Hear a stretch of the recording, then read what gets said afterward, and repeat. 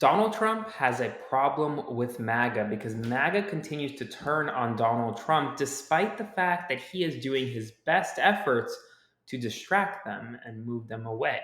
For example, just minutes ago, Donald Trump announced that he has executed a deal with Coca Cola to remove all non natural sugars from Coca Cola products in the United States, essentially bringing Mexican Coke to the United States, making sure that all Coke moving forward will only be produced with cane sugar.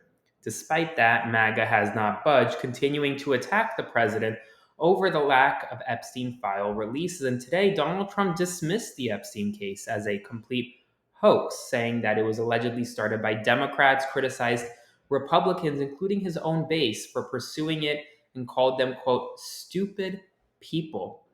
They are increasingly upset at the president because he is ignoring influential people within the MAGA base, from Speaker Mike Johnson to his daughter in law, Laura Trump, to Laura Loomer, one of his closest advisors outside of the White House. Now, before I continue, it's been a busy news day, so please continue supporting my work today by subscribing to my Substack, clicking the link below, or sending a one time donation via Venmo to Aaron Parnas.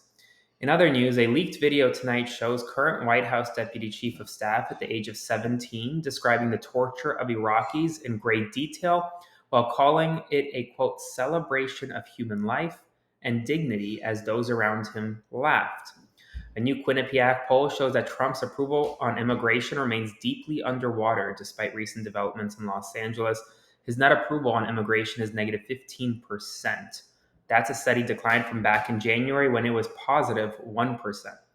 Senator Ron Wyden from Oregon is pressuring the Department of Homeland Security and the Department of Justice to explain the mass collection of DNA from approximately 133,000 migrant children and teens, many as young as 13 years old, whose genetic profiles have been added to CODIS, a criminal database, raising concerns that they will be treated as though they are criminal suspects indefinitely. The Los Angeles County Sheriff's Department has resumed transferring inmates to ICE for the first time in years, releasing 20 individuals, mostly from Mexico and Central America, to immigration authorities in May and June, despite local sanctuary policies aimed at protecting immigrants from deportation. Mexico's President Claudia Sheinbaum said her government is considering legal action over the death of Jaime Alanis Garcia, a migrant who fell from a roof during an ICE raid at a cannabis farm in Camarillo, California, calling it a preventable tragedy amid growing concern over U.S. immigration enforcement tactics. In a landmark ruling today, a Canadian judge halted the deportation of a non binary American citizen, citing the Trump administration's crackdown on transgender rights as a potential basis for persecution, marking a rare case where U.S. domestic policy is considered grounds for asylum protection in another country.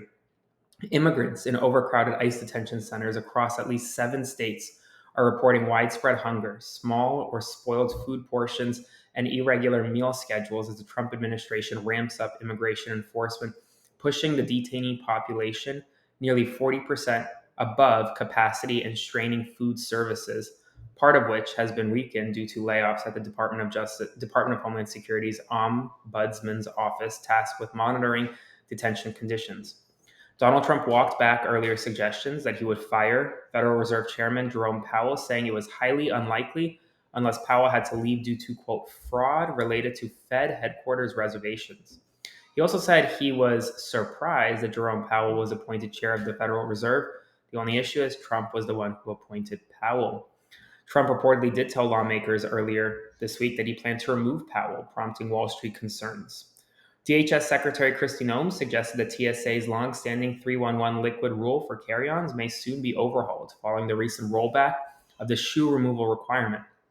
Pam Bondi has ordered the federal government to end language support for individuals with limited English proficiency, reversing decades of bipartisan efforts since the civil rights era to ensure government accessibility for non-English speakers. The Trump administration has delayed and may cancel $140 million in CDC-administered grants for fentanyl overdose prevention, causing alarm among public health officials who say that the disruption threatens life-saving programs in 49 out of the 50 states.